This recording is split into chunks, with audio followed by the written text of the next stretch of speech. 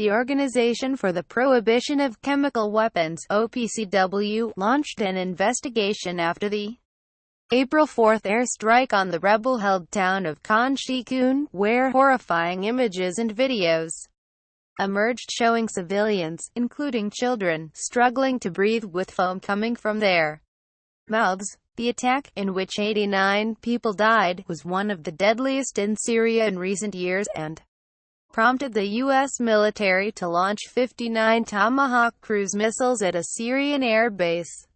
The OPCW report comes the same week the White House issued a public warning that Syrian President Bashar al-Assad would pay a heavy price for using chemical weapons. The OPCW fact-finding mission has confirmed the use of Sarin, a nerve agent, at the 4th of April incident in Khan Sheikhoun in Syria.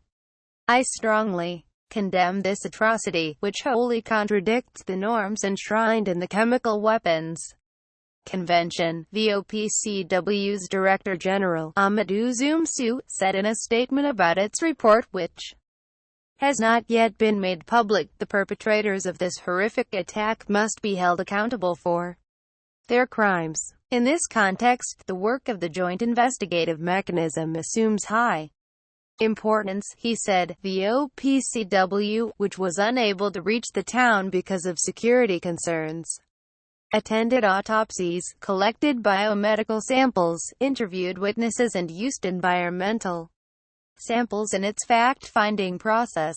It's not part of the OPCW's mandate to investigate who is responsible for the attack. Russia scoffs at nerve gas finding in response to the OPCW findings. British Foreign Secretary Boris Johnson said the UK stands behind its belief that the Assad regime is responsible for the attack. This confirmation cannot be ignored. The UNOPCW Joint Investigative Mechanism will now work to identify who was responsible.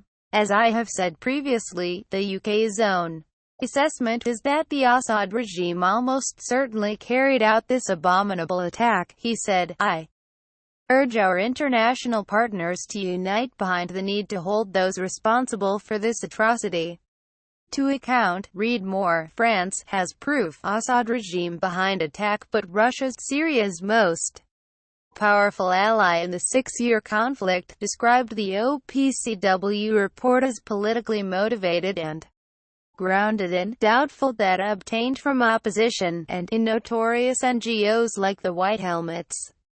Moscow also criticized the watchdog's methodology for gathering samples and eyewitness statements in a neighboring country, and not at the site of the tragedy. Therefore, it is not surprising that the content of the report of the OPCW Special Commission is largely biased, which suggests the presence of a political put-up job in this organization. The Russian Ministry of Foreign Affairs said in a statement, Russia said it will study the report at the expert level in the most careful way, and give its assessment during a special session of the OPCW Executive Council in July and during the UN Security Council meeting. Syria rejects blame for attack. The Khan Sheikhoun incident has been widely blamed on the Syrian government, though Damascus has continually denied it had anything to do with the attack and also denies it has any chemical weapons, instead blaming terrorist groups for the deadly assault. Stockpiles of sarin may well exist in Syria, despite the OPCW overseeing the destruction of the country's chemical weapon supply in 2013, following an attack in the Ghouta area of Damascus. Activists said that attack killed 1,400 people. A joint UN-OPCW investigation will now move forward to identify who was behind the attack. British scientists had previously found evidence of sarin or a sarin-like substance in samples from the April 4 airstrike.